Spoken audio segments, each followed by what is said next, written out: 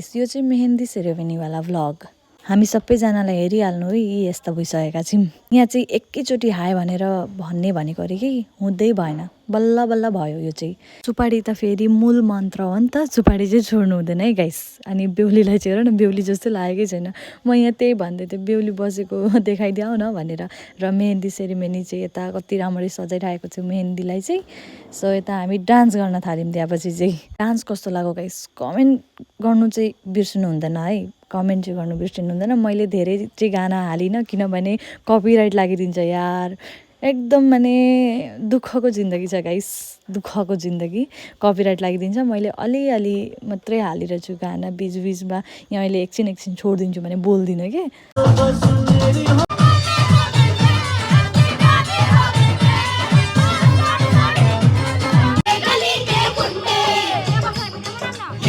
हामी बेहुलीलाई कतिपय क्वेसन सोध्दैछौँ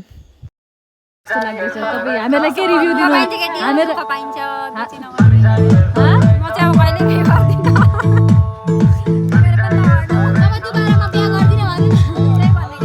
बेहुलीलाई मेहेन्दी चाहिँ बेहुलीकी दिदी र बेहुलीकी बहिनी नै लगाइदिइराख्नु भएर चाहिँ अरूलाई पैसा दिएर खर्च गरेर बोलाउनु पर्दै परेन देख्नुभयो त दिदी बहिनी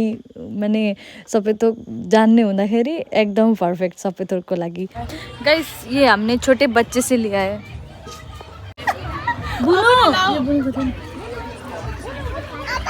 थैंक यू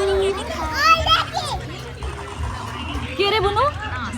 गाइस ट्रेन्डिङवाला भिडियो बनाउनको लागि के साह्रो लाज खानु परेको छ भने नि मान्छेको अगाडि गएर ती केटाकेटीसँग त्यो मागेर त्यहाँपछि हामीलाई भिडियो बनायौँ त्यो पनि राम्ररी बनाउन सकेनौँ जे हाँसो भइरहेको थियो नि डान्स त हुँदै गर्छ त खाना चाहिँ छोड्नु हुँदैन सो यता खाना भनेर लाग्यौँ हामीहरू चाहिँ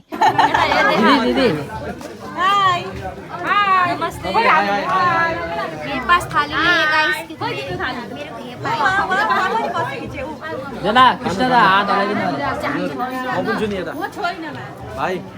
बेबी चटाक चटाक बेबी हो चटाक बेबी दी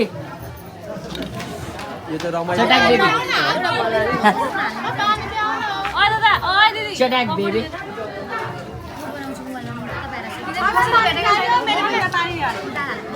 गाइस यहाँ केटीहरू अर्काको बिहेमा भतेर खाँदैछन् आफ्नो कहिले आउने हो खै यहाँ हेर्न यस्तै तन्काइदिनु भएको छ नि हेर्नु नै अर्काको बिहेमा खान सजिलो छ केटी हो सजिलो छ कस्तो लाग्दैछ बढिया एकदम बढिया अब बेहुलीको बिहेमा अनि मेहेन्दी त नलगाइ भएन नि त मैले नि मेहेन्दी लगाएँ हल्का कस्तो लाग्यो तर अगाडि चाहिँ लगाएको छैन है हेलो